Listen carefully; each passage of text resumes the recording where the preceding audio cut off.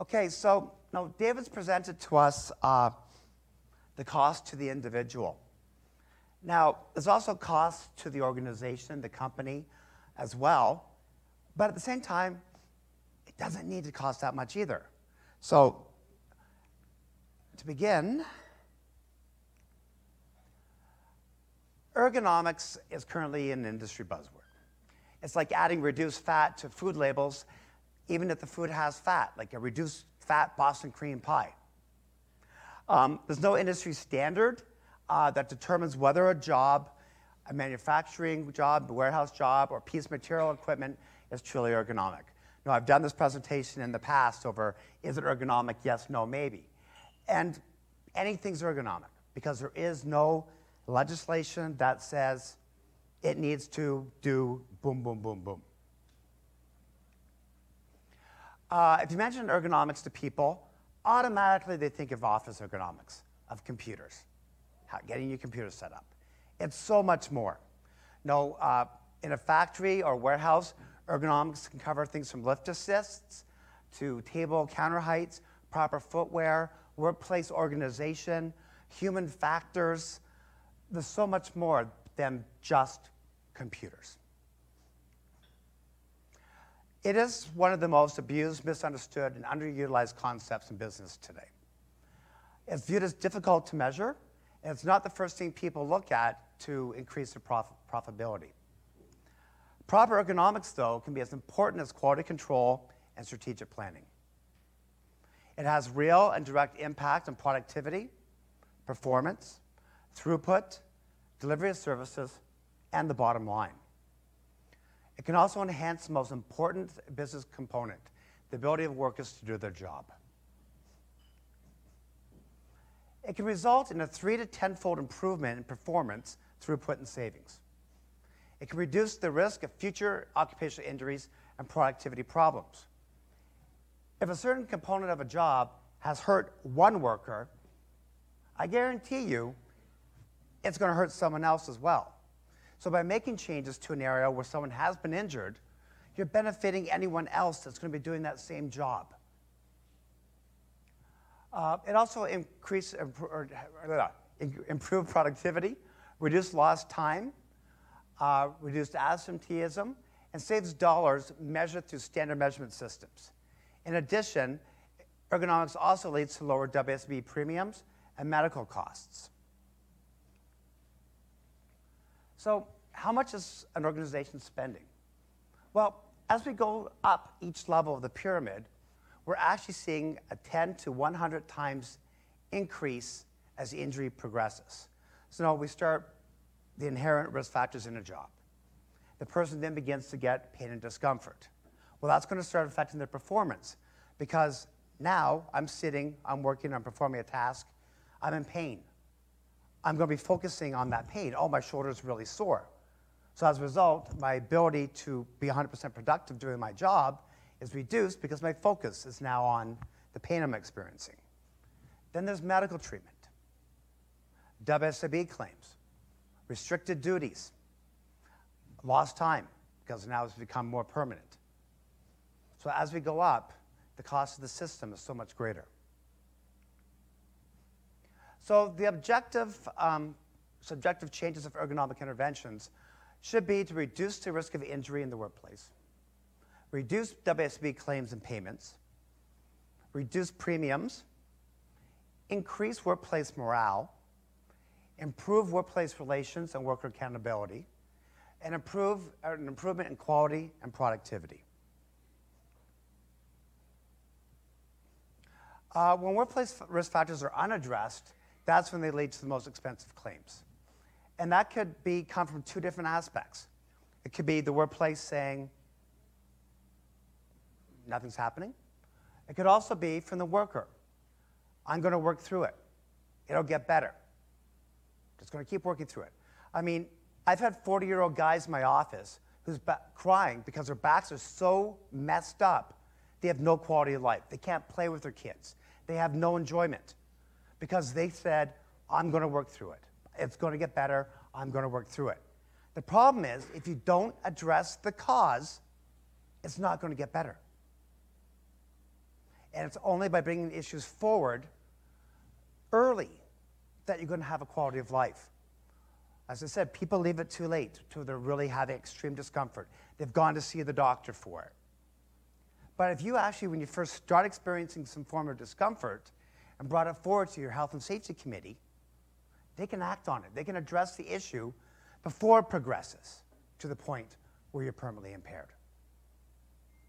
So it's really important for both workplace parties to be able to act on these things quickly and early in order to make improvements and prevent someone from getting hurt.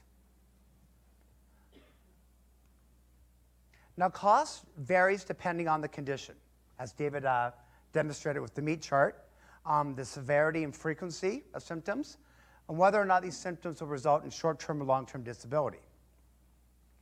Direct costs are healthcare products and services related to assessing and treating these disorders. Costs of retraining should the injury lead to permanent impairment. Indirect costs, absenteeism or pre-absenteeism. Pre-absenteeism is when you're there but you're not there. So once again, that distracted because of the pain in the arm, for example. I'm doing my job, I'm there, but not as much as I should be. And also human costs associated with decreased quality of life, pain, and disability. That's something we really can't measure.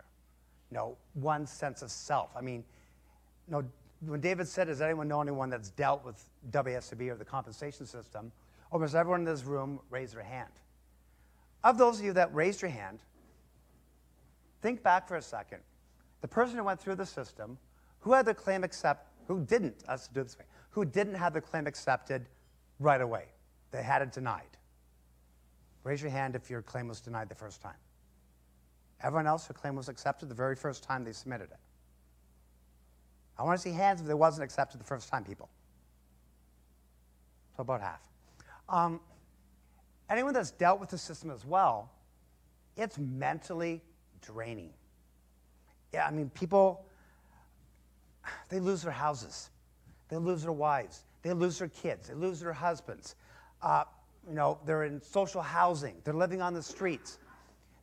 Mentally, I've had people on the verge of suicide because of the process. So there's so many aspects that can't be measured. And that's why it's so important to address it early. So how do we measure successes?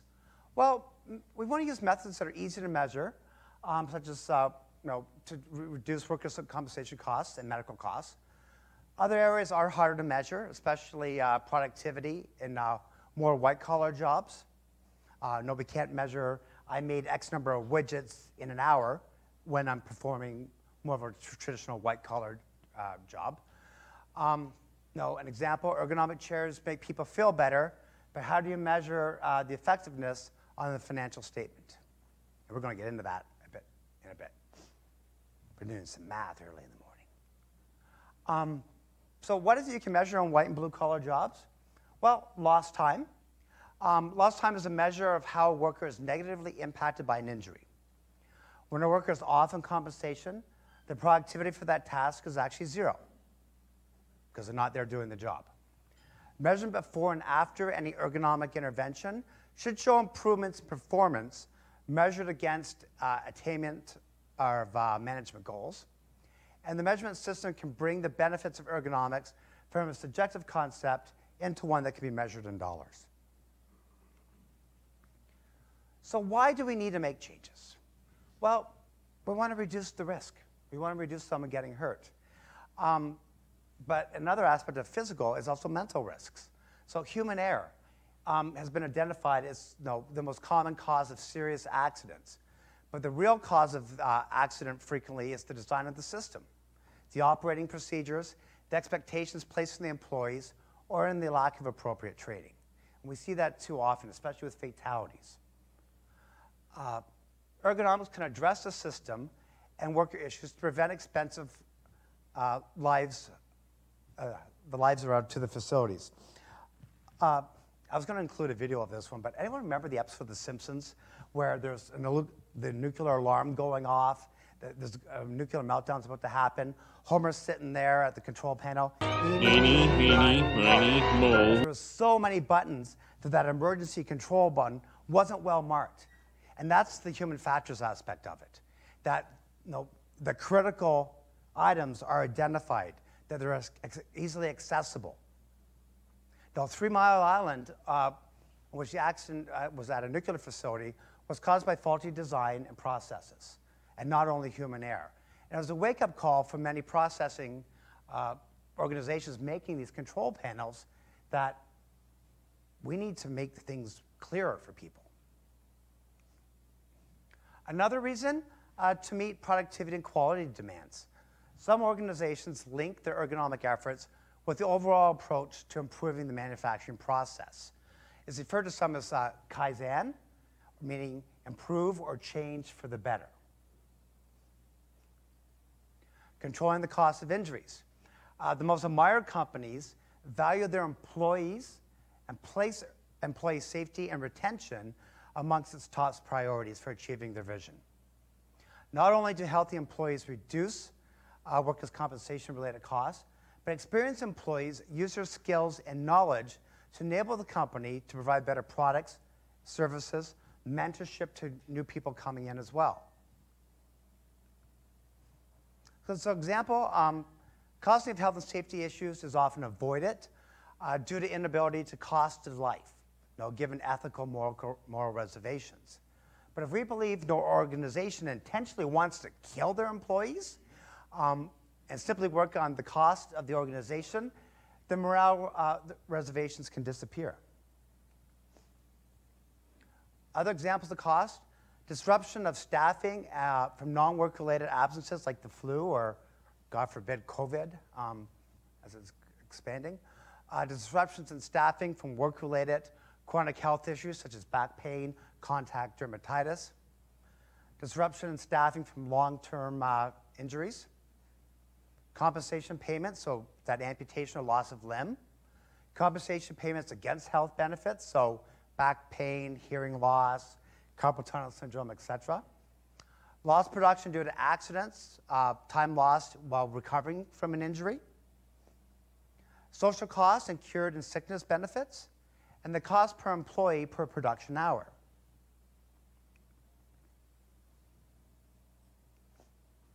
So here's our heavy math.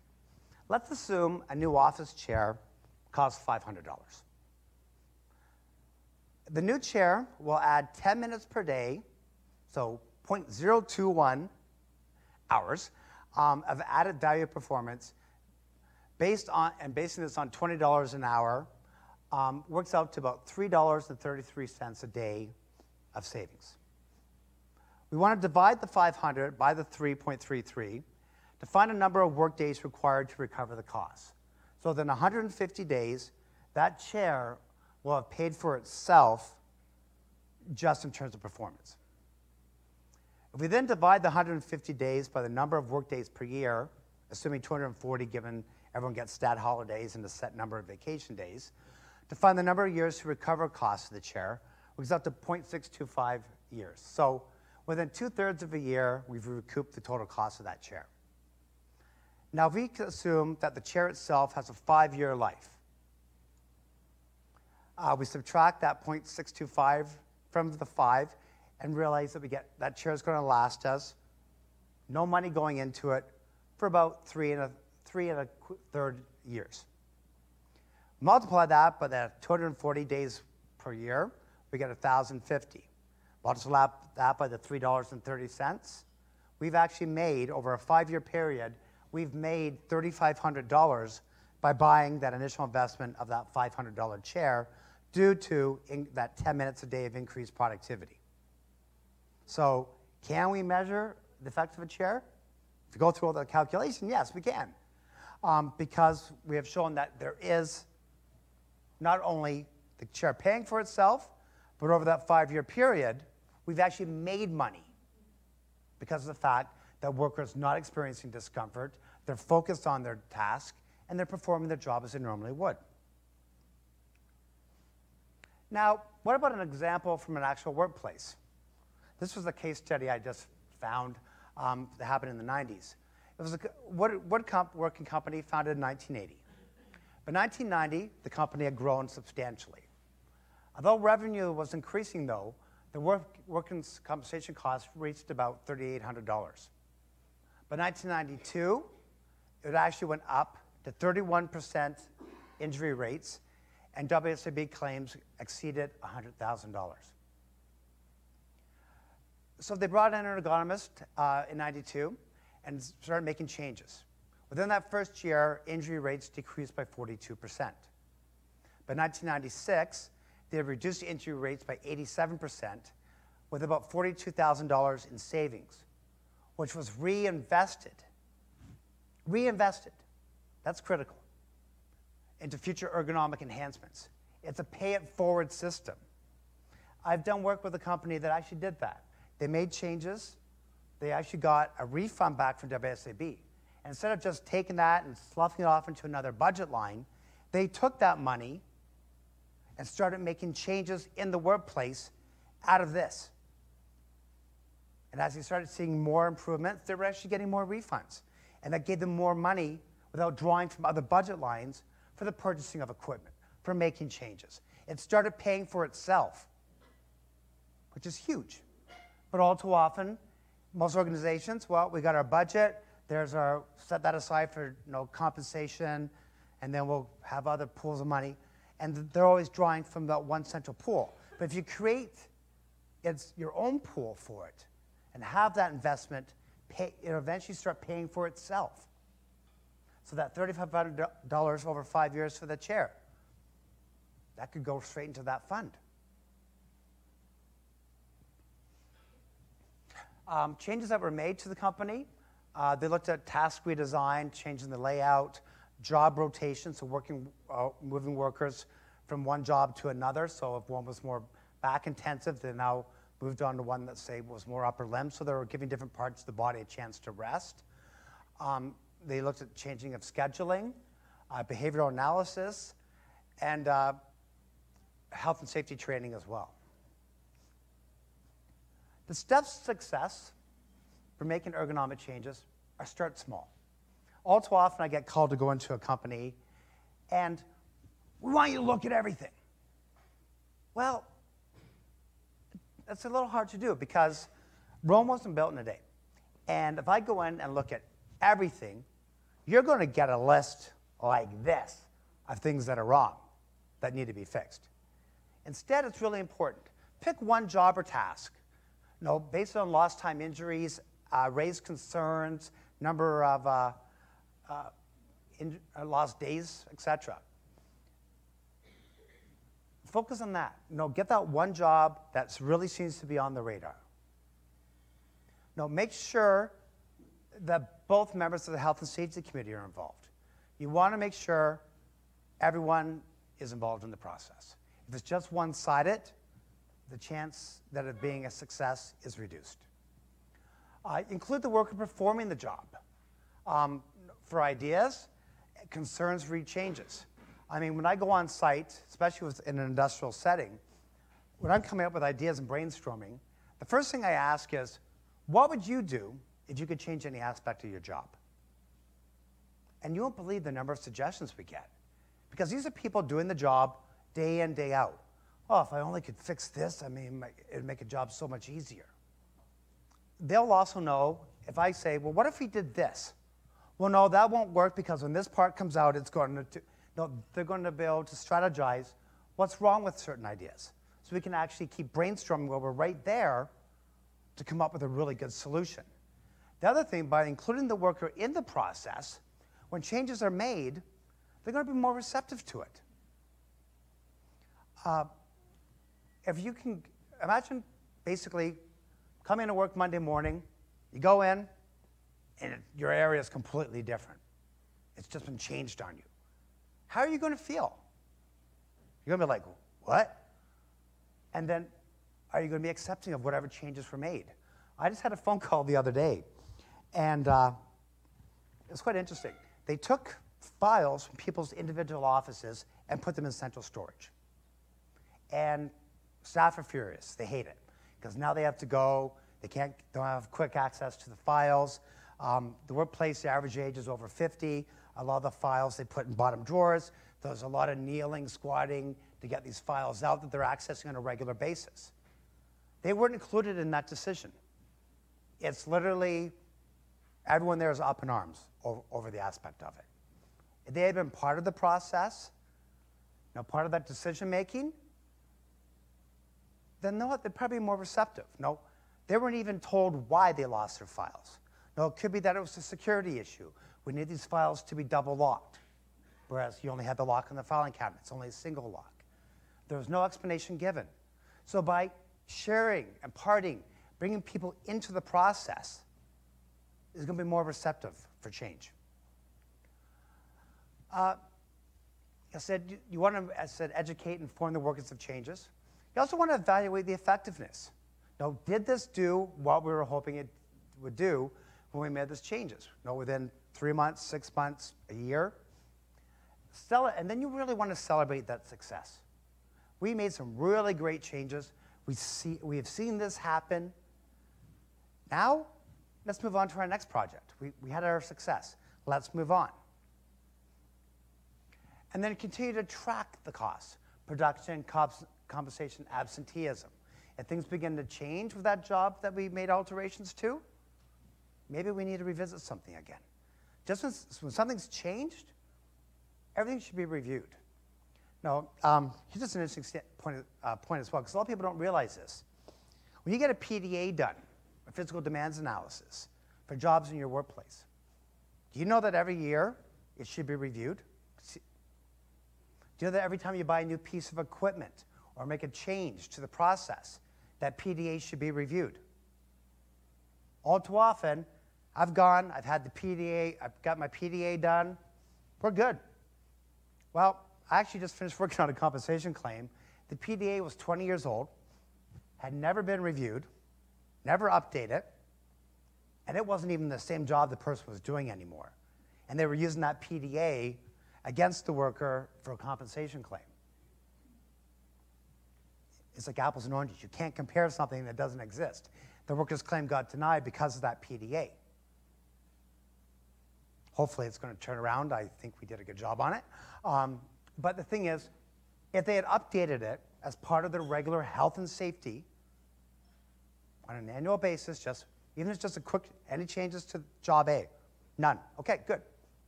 And document that. So now let's talk about changes that don't need to be expensive. A keyboard tray. Now, I've got lots of ideas that are cheap. It's just a matter of, can things take time? Not cheap, inexpensive. So we could go out and buy just a keyboard arm itself, $120. Go to the hardware store. I'm going to buy a 4-foot melamine board, $11. I'm now going to take that board and cut it in half. I've got a keyboard tray. Total cost, $126. But I've still got that extra 2 feet of board that I cut. So why don't I buy 2 arms and do both, get 2 of them for $250? Well, that seems a little expensive there, Trevor. Really? Because I can buy a pull-out one that's useless for $80. Well, that's no good. I can't adapt that to me in any way, shape, or form. I can buy one that's got this raised platform thingy, but that's not good because now everything's at different heights. Well, I can buy this really funky one for $400 almost. Wait, that's no good because they're at different heights. The mouse is way out here, and the tray's flimsy, tippy, and unstable, and the mouse keeps falling on the floor. So you know what? Maybe that initial making it ourselves for $126 wasn't actually a bad idea. So in terms of the ones that are height adjustable, this is actually more cost effective. Especially if you have an in-house maintenance person that can actually take them, make them pretty, round the corners. You can make them look really good. And I'll tell you right now, my office, that's what I have. We bought the keyboard arm, we bought the melamine shelves, and we put them together. And I tell you, it's way more inexpensive. I mean, think about it. For that one that's flimsy, tipping, unstable, I can actually get 3 trays doing it this way. For the same amount of money I'd be paying for something that's basically garbage. And it's actually going to cause long-term health effects to my workers. So, at a workplace I was at, the custodians were upset because teachers were overfilling garbage bags, or the garbage bins, to the point where they couldn't even lift the bags out of the garbage bin. So, we went out, got a piece of plywood, had a circle made, 2 holes inserted in it, and picked up a concrete block. Well, why? Well, we put the concrete block in the bottom, put that wooden disc on top. What that does, because if we just did the disc, it's going to be top heavy when the garbage bag's in. So putting that block in the bottom, and then it's equally balanced. When I put that garbage in on top now, it's not going to tip over because it's top heavy. So for $60, I've now got a garbage can that we've reduced the amount of garbage that can be put in. By putting in that disc, we've taken about 1/3 of the amount of garbage, and so we've reduced the weight by about 1/3. If you notice too, that disc had 2 holes in it. One of the main problems for getting a garbage bag out of a garbage container is suction. Those 2 holes allowed the air to circulate so we could actually take the bag out much easier. Workplace I was at, gentlemen's welding all day long. Well, you can go out and buy a scissor lift table, $1,500 to $3,000, 15 being $1,500 to $3,000, or they had a whole stack of pallets out in the backyard. Bring the pallets in, stack them up to that neutral height, bring the forklift in, drop that piece that you're welding onto it. I'm now able to perform my task in that neutral position. Total cost, 0, because they were just sitting in the back lot anyway. Mechanics spend a lot of time on their knees. If you ask them, why aren't you using knee pads? It's because they're way over there and it's a pain in the butt to go and get them. So some companies have actually started making coveralls with these little slits in them that you can insert knee pads into them. But then, once again, you've got to replace them every once in a while. Or a gentleman I met, a mechanic, he actually had his wife take his coveralls and sew them into his coveralls themselves. So $113 compared to $43. Once again, huge cost savings right there doing it that way. Office chairs. I mean, the biggest problem with office equipment is the chair is going to be too deep, especially for female workers. Average depth of a seat pan is 19 inches. Most female workers need a seat pan that's 17 to 16 inches. So the standard chair is about 2 inches too deep. So the easiest way to figure out before you buy a chair is sit, and if you can't do this between the front of the chair and the back of your leg, with the chair being here, it's too deep for you, and you're going to need a seat pan that's less deep. Now, a couple years ago, I did a whole talk on breaking a chair down and the costs of retrofitting, etc. Retrofitting is 5 times as expensive as buying the right product up front. So by doing that FIS test, you're guaranteed to be getting yourself a chair that's going to be the proper depth for you. Because remembering, most equipment, be it chairs, anything, light switch heights, they're designed based on the average male. Average male is 5'10". Average female is 5'4". So automatically there's a 6-foot difference, or 6-inch difference. How many here in the room are less than 5'4"? Don't be ashamed, it's okay. So probably about, I'd say maybe a quarter of the ladies here. So automatically being less than the 5'4", you're even at more of a disadvantage with everything being designed for the average male. So by knowing things like this, and chairs now come, you can get them 16, 17, 18, 19, all the way up to 21 inches deep, depending on your height.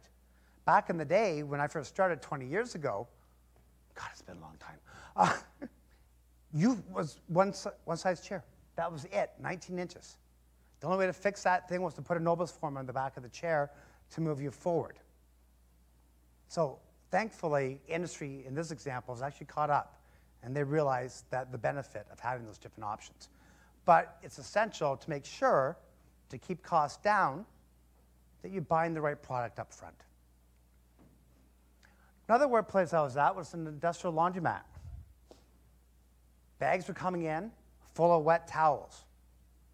If anyone's ever lifted a laundry bag full of wet towels, it's over 80 pounds. And basically, they were getting overstuffed. So what can you do? Cut the bag in half, sew it up. I've now reduced the amount of weight by about 50%. Working on a sharp edge table, getting that contact pressure points, cutting out blood flow, nerve supply in my hands. Everything's falling asleep, getting pins and needles. Put a pool noodle on the edge. Once again, dollar store, $1.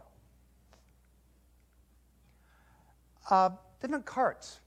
They have the standard 4-wheel configuration. It's actually harder to push wheels in this type of design. You get them in a diamond pattern, it's about half the amount of force required to push those carts. I'm not sure why. I actually learned that by just going out with a device called a force gauge at a workplace and pushing the different types of carts, and it was 50% less amount of force required to push the diamond configuration. Storage areas. A lot of workplaces, especially kitchens or stock rooms, they put the heavy items down in the bottom, or there's no thought to it and they just throw stuff on the shelf any which way. But ideally, the ideal lifting height is from standing knuckle to standing elbow. So when I'm doing my stock room, that middle shelf is where I want my heavier items to be, because I don't have to reach up overhead or bend down below. It's right there. I just drag it in. There's no lift. Just drag it in, and I'm carrying. Because remember, once we start lifting up overhead, I'm on my tiptoes. My center of gravity's thrown off. And I could drop that. I could fall backwards. I could hyperextend my back. Same thing if I'm down below, especially if I'm bending like this, which isn't good. I could definitely strain my back that way as well. So by having the heavier items in the middle and the lighter items higher and lower, we're going to decrease the risk. Cost with that, once again, 0. Alternate lifting techniques. Now here's someone, it's a little hard to see, but they're actually picking up a ball of paper that fell on the floor. Standing there, bending down and doing it. Well, there's different types of lifting techniques. That whole keep your back straight, avoid twisting, close to the body, keep smooth, that sort of lift doesn't really work if I'm lifting anything other than a box. There's about 10 different types of lifting techniques you can do. And so to lift up the piece of paper, it's something called a golfer's lift, where basically I use the surface, I'm bending my leg, I'm reaching down, and I'm picking it up. So different types of lifting techniques. Once again, proper education, cost, 0. Industrial sinks. I don't know if anyone's ever done work or works with kitchen staff, but these sinks are about this deep. And workers are really, and you know what? They're not over full. I mean, they don't fill it all the way up with dishes and then load it. So, but they're bending down in order to clean. Put a plastic bin at the bottom of it. So that way, the dishes are only half as deep in the sink as they were before. Bending down to use a dustpan. Well, you can buy a long-handled dustpan. They're not overly expensive, but I made a mess there. There you go. I was at a work site once, and the custodian actually took an existing dustpan, bent the handle, took a broken broomstick, and made his own. Some equipment that they had in-house. So those are examples of different cost-effective ideas. But we're going to do a little bit of a group exercise for those here in the audience. For those online, if you're not alone and you're with other people, do the same thing. But I want you to think of an ergonomic situation, hopefully in your workplace. In a group, try and find a cost-effective solution to it. Select a speaker, and then you're actually going to speak in front of an international audience on sort of what the issue was and what you think it would be that you could do that would be cost-effective to make a change. So just take 5 minutes, and we'll come back and we'll discuss. Okay, so we're going to start back up. Anyone willing to speak up and tell us their issue and their solution? Okay, we got a table here at the back. Oh, you need the mic. Online. Talked about three-point contact when mounting and dismounting mobile equipment. Yeah. And in a couple of the cases with the old equipment we had on our site, the step-up plates or how it was configured to climb on and off the machinery was not ideal. So we touched base with our with the maintenance crews that look after our gear and got them to put additional steps to allow us to get up and down on the equipment to maintain three-point contact so that you can swing yourself into the cab properly without only using the first third of your boot to stand on what the original step was. So Yeah.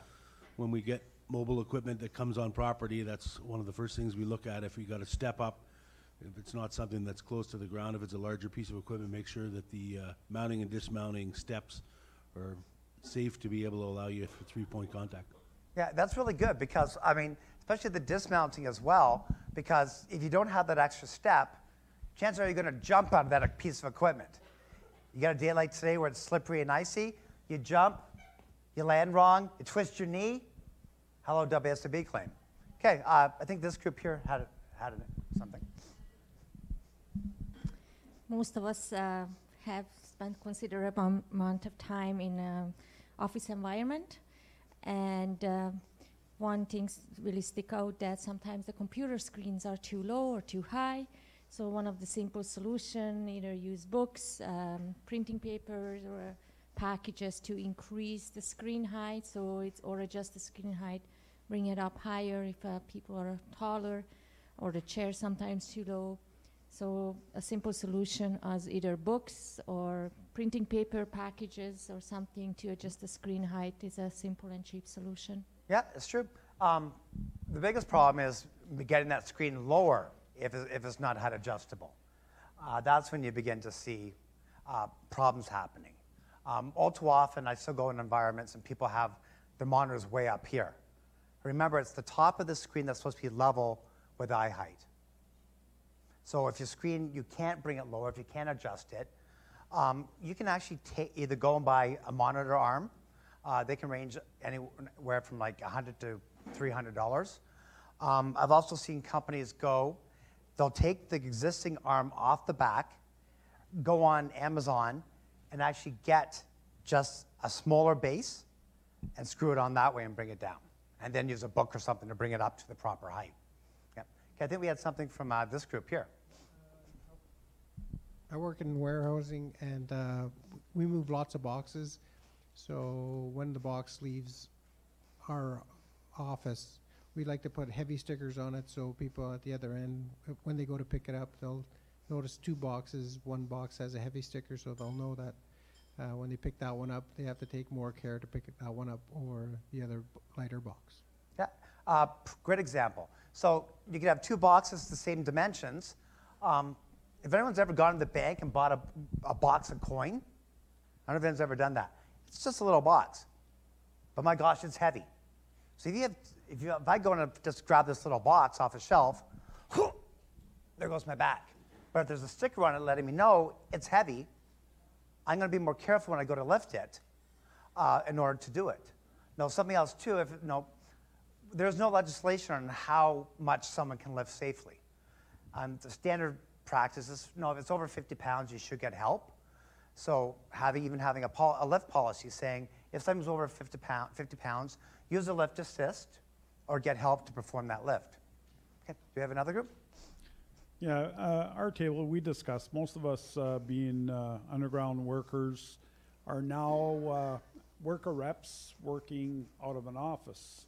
So one thing that we force ourselves to do is basically time ourselves every hour or so, get up, go for a walk. Yeah. Although we have adjustables, monitors and everything else, it's still, we need to get up and walk. So put a timer, drink lots of water, something to force you. They have apps for it as well, and also software you can download for your computers too. But yeah, for every hour of seat at work, you should get up and walk around for 5 minutes, just to get the blood flow and circulation going to the muscles again. So yeah, good one. Any other groups? Oh, over here we got one.